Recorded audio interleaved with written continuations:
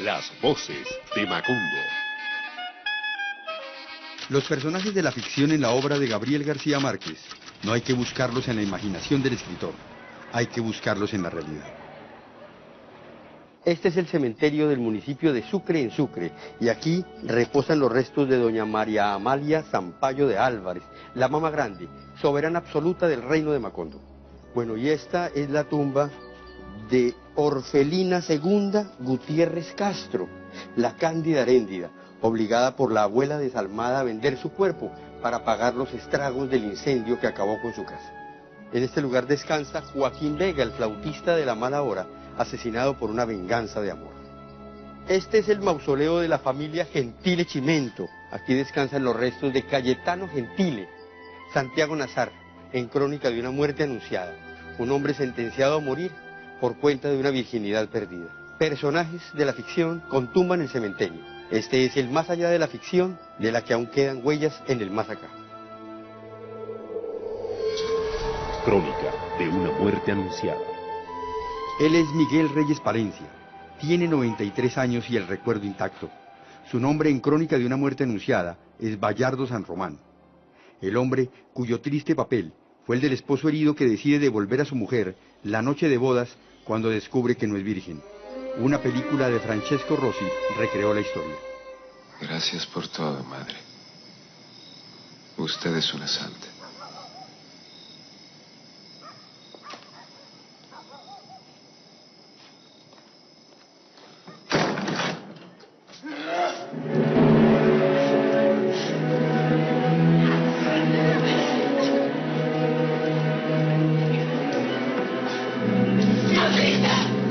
Entonces me le subí y cuando la pertenecí, entonces me di cuenta que no había sido virgen. Y le dije, no, java, tú estás rota, puta, mierda. Perdonen las palabras, pero son exactas. Ya, te dejo, pa. Me puse mi ropa y me encontré con la mamá y la mamá me dijo, ¿qué pasó? Digo, pa, también viene usted a molestarme, vieja puta. Ahí tiene a su hija, por rota. El acontecimiento marcó para siempre la vida de Sucre en Sucre, el pueblo donde Gabo creció y donde su amigo de Pilatunas, Cayetano Gentile, Santiago Nazar en la novela, encontró la muerte. Margarita Chica, Ángela Vicario en la novela, le dijo a sus hermanos que Cayetano era el culpable de la virginidad perdida. Corrían los días en que la virginidad era un tesoro. En pocas palabras, la mujer que no era señorita o que no era virgen, no debía casarse porque era una estafa, era un engaño al marido. La virginidad era el patrimonio real que la mujer ofrecía a su presunto marido. Sin virginidad no había nada en el amor. La tragedia que desencadenó la reacción del marido indignado también quedó grabada en la memoria de Amira Esther Gómez Correa, la hija de la cocinera de la familia Gentile. Divina Flor. Que Divina Flor, que hoy en la novela esa. Divina Flor. A Amira nunca le gustó el nombre que le dio Gabo en la historia, pero eso para nada alteró sus recuerdos de jovencita.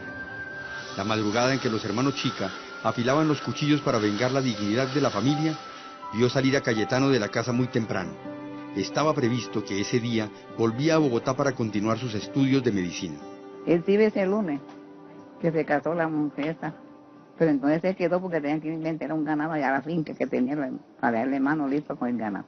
Ese día el destino ya había trazado el camino.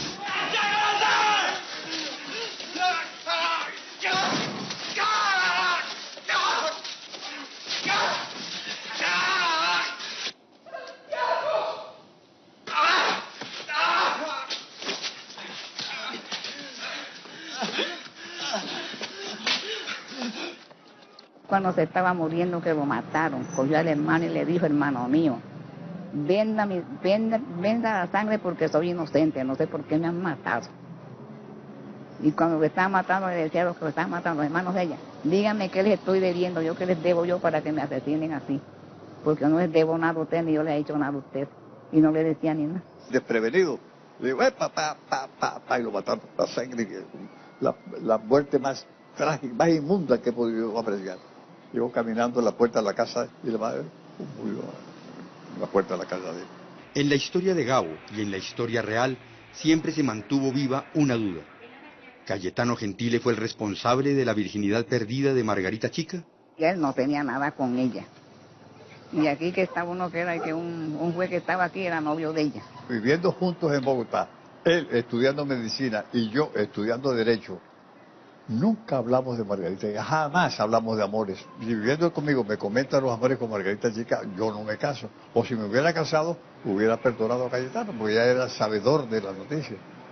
Pero engañado por ella en esa forma, yo tenía que rechazarlo como hombre. Han pasado más de 60 años y los dos protagonistas vivos de esta historia no olvidan al joven de 23 años que estudiaba medicina. Miguel Reyes abandonó Sucre para siempre. Yo no podía seguir en el pueblo, yo tenía que tener otro ambiente. Ya con ese fracaso y la muerte de Cayetano. Amira Gómez recuerda a Cayetano como a un hermano, porque en una finca de los Gentile crecieron juntos. Ya tiene siglos muerto ya. Y todavía sigue. En la cabeza, en el corazón. Y lo que seguirá. Los funerales de la mamá grande. Nunca volvió la mamá grande a su mecedora de bejuco. Se la llevó la muerte virgen y sin hijos, dice Gabo en su cuento, pero en ejercicio pleno del poder sobre todo lo habido y por haber. Los ojos no alcanzan para ver el tamaño descomunal de las tierras y las aguas, propiedad de la mamá grande, de cuya suerte dependían 352 familias. Guillermo Álvarez le decía tía a Amalia y la recuerda como heredera de un mundo que parecía no tener fin. Fincas grandes, muy bonitas, con buen ganado y todo.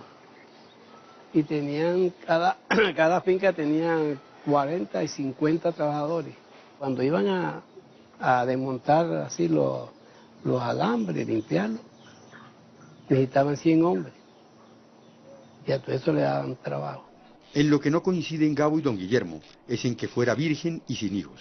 Ella sí tuvo hijos. Sí tuvo hijos. ¿Se acuerdan los nombres?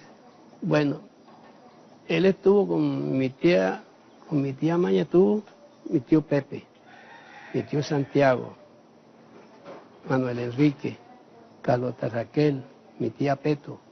Carlota, una hermana de Guillermo, asegura que digan lo que digan los investigadores de la obra de García Márquez, la mamá grande era otra, una hermana de don Manuel, el esposo de doña Amalia. Los dos habían heredado la fortuna de sus padres. Para mí la mamá grande es la señora Petronita Álvarez Mangones, hermana de Manuel Álvarez Mangones. Ella, porque ella fue quien crió los sobrinos, hijos de Manuel Álvarez, los primeros hijos que tuvo él, cuando quedaron huérfanos, ella los crió a todos. Entonces ella, es más, nosotros decíamos mamá a ella, le decíamos mamá Peto. Doña Carlota recuerda los funerales de Amalia, Sampaio y de la mamá Peto como normales, pero en cambio los del abuelo Manuel Álvarez sí que fueron grandes, muy parecidos a los que pinta Gabo en los funerales de la mamá grande. Los funerales más grandes que yo he visto fueron los de mi abuelo, de Manuel Álvarez Mangones. En esa ocasión fueron obispos, fueron gobernadores, políticos, vecinos de los pueblos vecinos, los corregimientos, todos fueron al pueblo. Y de los pueblos vecinos también fue mucha gente. Entonces, y había, en realidad eso duró varios días, ese entierro. Don Manuel Álvarez, un líder conservador, parece ser el papá grande que se esconde detrás de la mamá grande de García Márquez. Si así son las cosas, los funerales de la realidad fueron iguales a los de la ficción, pero sin papa y con un muerto distinto. El truco de Gabo habría consistido en convertir en mamá grande a un papá grande con tumba en el cementerio que tuvo por años el poder político y económico de Macondo.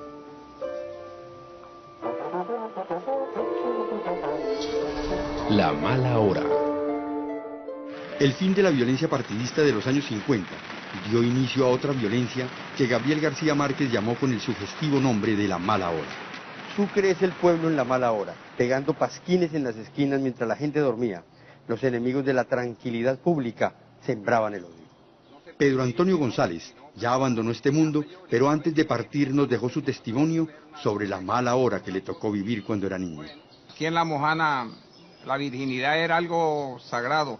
En la historia de Gabo, César Montero leyó en un pasquín que habían dejado pegado en la puerta de su casa que era un cornudo por cuenta de Pastor, el músico. Según el relato, sacó su escopeta de 2 cañones para vengar la afrenta. Dicen que el tipo se iba a casar y vino otro y le defloró a la joven. Y esto aquí era bendito, entonces... Pedro Antonio recuerda el crimen, pero con otra arma. Había un teatro que se animaba, era con bandas de música, lo que llaman papayeros o bandas de viento, y el tipo estaba sonando, parece que era un porro, que se llamaba disentería, se llamaba el porro.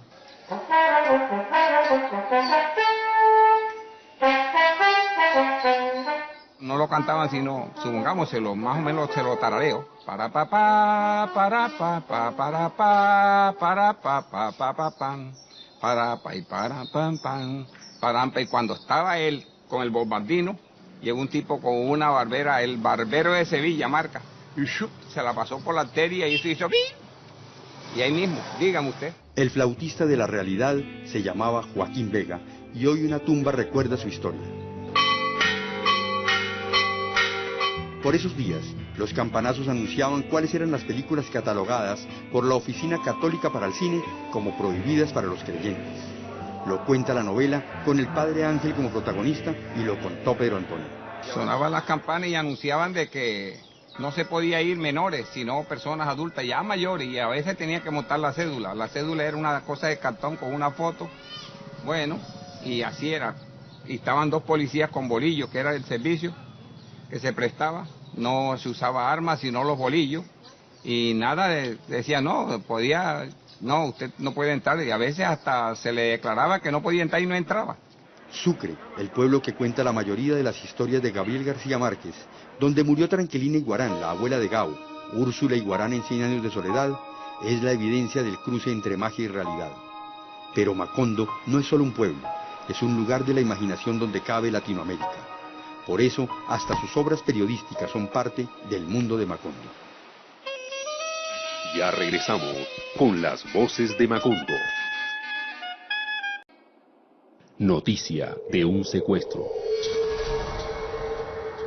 Gabriel García Márquez emprendió una tarea laberíntica cuando asumió el reto de contar la noticia de un secuestro. Su trabajo era en principio la suma de dos experiencias de vida: la de Maruja Pachón, secuestrada durante 6 meses, y la de su esposo Alberto Villamizar, arduo buscador de su libertad. Al final, el libro terminó en la historia de un secuestro colectivo. 10 colombianos vivieron la tragedia del secuestro cuando el llamado grupo de los extraditables decidió a principios de la década de los 90 convertirlos en objeto de canje para evitar la extradición. 2 de ellos no sobrevivieron para contar la historia: Diana Turbay y Marina Montoya. 25 años después, Maruja Pachón recuerda a García Márquez hablando con ella y con su esposo sobre la infamia que le había tocado vivir. Él era inmensamente cuidadoso. Él quería que a través de los hechos se reflejara un poco el horror que se había vivido. En su relato, Maruja pinta en palabras una paradoja. Transformó el pesimismo en tranquilidad espiritual. Los primeros 10 o 15 días después de que me secuestraron, yo pasé una época espantosa. Esos 15 días recorrí toda mi vida y llegué a la conclusión que yo iba a salir, que lo más probable era que me mataran. Y eso, como cosa muy paradójica, me tranquilizó un poco y me hizo de ahí en adelante vivir el día a día, porque estaba aceptando una realidad que era muy posible que pudiera pasar. Esa fortaleza le permitió mantener en alto la dignidad en medio del sometimiento de las armas. Y me di cuenta desde el principio que había una especie de táctica muy concreta de mantenernos muertas del susto, atemorizadas, de una manera muy dramática, mucho más de lo que parecía necesario. Entonces eso me hacía reaccionar muy duro con ellos. Los confrontaba, les alegaba, le decían, mátenme si quiere. No le daba miedo. En los momentos así duros, yo me di cuenta que si los trataba duro, ellos se comportaban mejor. Ellos también estaban secuestrados. Eran personas muy inestables. Se veía que consumían drogas. Maruja, Beatriz Villamizar y Marina Montoya compartían secuestro y habían construido la hermandad de un dolor común. El día que Marina es sacada del lugar sin explicación alguna fue el más doloroso del cautiverio. La sacaron de una manera muy brusca a las 11 de la noche. Entonces le dijeron que le iban a trasladar a otro sitio sin razón ninguna. Y realmente nos quitaron nos arrancaron la televisión y la radio. Nos dejaron 14 días incomunicadas. Y yo no solamente pensé que la habían matado a ella, pensé que habían matado a Alberto, pensé que había pasado muchas cosas. Alberto Villamizar, mientras tanto, visitaba a los miembros del clan Ochoa en Medellín buscando contacto con Pablo Escobar. Escribía decenas de cartas, entraba y salía de la casa de Nariño buscando caminos, buscando la salida jurídica para poner a salvo a su esposa y a los secuestrados sin violentar las reglas de juego del Estado. Yo estaba convencida de que Alberto iba a buscarlos y que iba a ver cómo nos liberaba. Pues tal vez porque conocía el personaje que era Alberto, la tenacidad que tenía Alberto y todo lo conocía muy bien. Al final, él y el padre Rafael García Herreros lograron un contacto definitivo con Pablo Escobar, quien decide entregarse a la justicia. La liberación se volvió realidad. Yo ya le di la vuelta a la página del secuestro, ya se la di la vuelta a la página. Me quedan secuelas porque esos quedan de por vida como pues una cierta inseguridad. Es decir, me cuesta trabajo sentirme segura en cualquier sitio. Entonces soy un poco encerrada, la verdad. Encerrada en sus recuerdos. Alberto Villamizar murió, pero Maruja en su mundo, en la montaña, lo ve por todas partes, como lo veía en la tragedia del cautiverio, buscándole lugar a un hermoso caballo traído de Indonesia que él le compró de sorpresa. Debajo de una mesa lleno de polvo encontré el caballo que yo había visto en un libro que eran caballos de la dinastía Tang. Además del caballo, otro objeto ronda en el libro de García Márquez, el anillo que le regaló su marido y que le quitaron durante los primeros días de cautiverio. Alberto se puso bravísimo, mandó decir, el anillo aparece, tiene que aparecer. Y entonces le digo, ¿pero qué? No, ¿cuánto vale? Y digo, no, usted no tiene con qué pagarlo. Le mandó decir a Alberto, tiene el anillo, yo quiero que aparezca el anillo. Y realmente apareció, como dicen, me lo llevaron un día a la casa. Ese día nació la idea de Noticia de un secuestro. Relato de un náufrago. Luis Alejandro Velasco entró a la galería de los náufragos más famosos del mundo cuando su historia apareció por capítulos en el periódico El Espectador. Las cenizas del marino, que fue inmortalizado por Gabriel García Márquez en el relato de un náufrago, ya fueron devoradas por el mar. El mismo mar que hace exactamente 60 años no pudo derrotarlo. Jaime Torres era uno de los marineros del ARC Caldas de la Armada Nacional el día que cayeron al mar 8 compañeros, uno de ellos su amigo de toda la vida, Luis Alejandro Velasco. Eso fue un maremoto, una onda sumamente distante fue el epicentro. Por lo tanto, nosotros no alcanzamos a predecir ni percibir, sino en el instante en que llegó la ola. Las olas son como una torre de estas, como una montaña. Usted ve la montaña y siente miedo, siente pavor. El coletazo había obligado al comandante del barco a dar una orden. El comandante está ordenando, soltar amarras de las mercancías. ¿Qué fue lo que cayó al agua? Es electrodomésticos, televisores, neveras, equipos de sonido, cocinas, en fin. Solo hasta que el mar se calmó, supieron que faltaban hombres. Escuché cuando se hizo el inventario de la unidad y desaparecen 8, que fueron los que fueron en cubierta, que cayeron al mar. Pues ellos prácticamente unos tenían salvavidas, pero no pudieron asirse a lo que Velasco primero se agarró a una guacal y después aprovechó una balsa. Cuando las familias todavía se secaban las lágrimas por sus desaparecidos, una noticia sorprendió a Colombia. ¡Atención! Estas son las noticias más importantes del día. El régimen del general Rojas ha restringido la información. Luis Alejandro es recluido e incomunicado por varias semanas en el Hospital Naval de Cartagena. Ya se sabía por radio, por comunicación radial, que había aparecido el marino Luis Alejandro Velasco. Entonces, corra, aprovechar para verlo, ¿no? Y tocarlo, porque increíble, eso parecía un carbón de negro, todo sin piel, quedó totalmente en carne viva. Cuando yo tuve la oportunidad de charlar 2 palabritas ahí en el Hospital Naval, él me dijo, muy al oído, hermano, ocurrió un milagro. Él se acordó de la medallita de la Virgen del Carmen y me dijo, hermano, mi Dios me retiene en este planeta Tierra un poco tiempo más para hacer unas labores. Fue en el 55 y mire, después a los 11 años apareció haciendo las grandes labores humanitarias como las de las primeras casas del Minuto de Dios al sur. La palabra héroe sonó muy fuerte en los medios de comunicación de la época.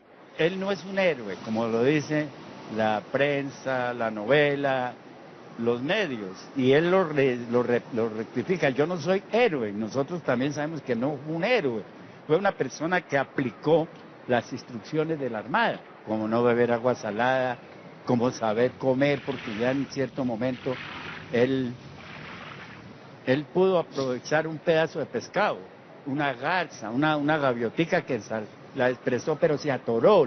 Después vino la popularidad y los contratos publicitarios. Hasta el reloj de Velasco, que jamás naufragó al tiempo, se convirtió en anuncio comercial. Jaime Torres asegura que eso no lo enriqueció. Sí, pero a 1000 pesitos, el chicle es claro, relojes Nido, zapatos Croydon. Cuando la noticia ya empezaba a desgastarse, apareció la historia completa en 14 entregas en El Espectador, bajo la firma de Gabriel García Márquez y con un dato adicional que había permanecido oculto. En el barco llevaban contrabando.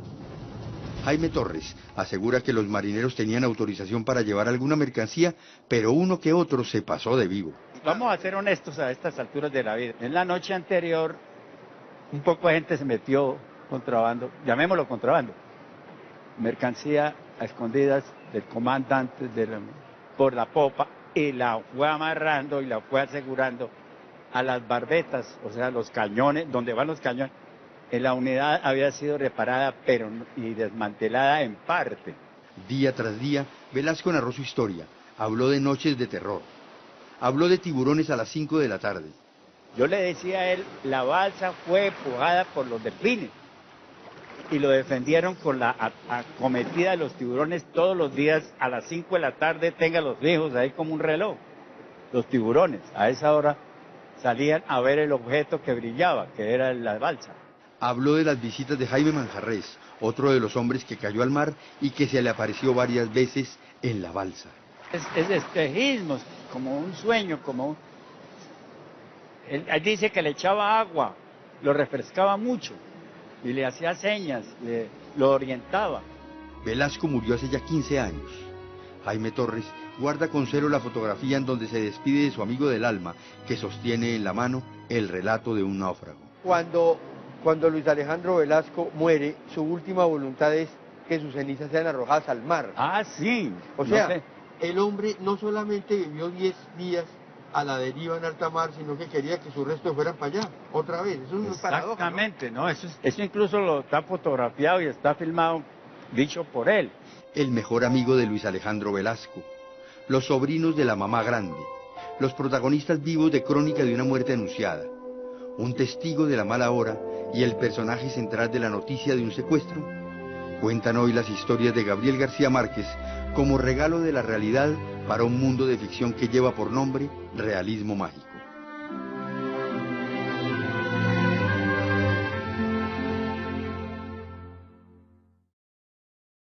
Acabó con su casa. En este lugar descansa Joaquín Vega, el flautista de la mala hora, asesinado por una venganza de amor. Este es el mausoleo de la familia Gentile Chimento. Aquí descansan los restos de Cayetano Gentile, Santiago Nazar, en Crónica de una muerte anunciada. Un hombre sentenciado a morir por cuenta de una virginidad perdida. Personajes de la ficción con tumba en el cementerio. Este es el más allá de la ficción, de la que aún quedan huellas en el más acá. Crónica de una muerte anunciada. Él es Miguel Reyes Palencia. Tiene 93 años y el recuerdo intacto. Su nombre en Las voces de Macondo. Los personajes de la ficción en la obra de Gabriel García Márquez No hay que buscarlos en la imaginación del escritor, hay que buscarlos en la realidad. Este es el cementerio del municipio de Sucre en Sucre, y aquí reposan los restos de doña María Amalia Sampaio de Álvarez, la Mama Grande, soberana absoluta del reino de Macondo. Bueno, y esta es la tumba de Orfelina II Gutiérrez Castro, la Cándida Heréndida, obligada por la abuela desalmada a vender su cuerpo para pagar los estragos del incendio que... Entonces me le subí, y cuando la pertenecí, entonces me di cuenta que no había sido virgen. Y le digo, no, java, tú estás rota, puta, mierda, perdóname las palabras, pero son exactas. Ya, te dejo, me puse mi ropa y me encontré con la mamá, y la mamá me dijo, ¿qué pasó? Digo, también viene usted a molestarme, vieja puta. Ahí tiene a su hija, por rota. El acontecimiento marcó para siempre la vida de Sucre en Sucre, el pueblo donde Gabo creció y donde su amigo de Pilatunas, Cayetano Gentile, Santiago Nazar en la novela, encontró la muerte. Margarita Chica, Ángela Vicario en la novela, le dijo a sus hermanos que Cayetano era el culpable de la virginidad perdida. Corrían los días en que la virginidad era un tesoro. En pocas palabras, la mujer que no era señorita o que no era virgen no debía casarse porque era una estafa, era un engaño al marido. La virginidad era el patrimonio real que la mujer ofrecía a su presunto marido. Sin virginidad no había nada en el amor. La tragedia que desencadenó la reacción del marido indignado también quedó grabada en la memoria de Amira Esther Gómez. Crónica de una muerte anunciada es Bayardo San Román, el hombre cuyo triste papel fue el del esposo herido que decide devolver a su mujer la noche de bodas cuando descubre que no es virgen. Una película de Francesco Rossi recreó la historia. Gracias por todo, madre. Usted es una santa.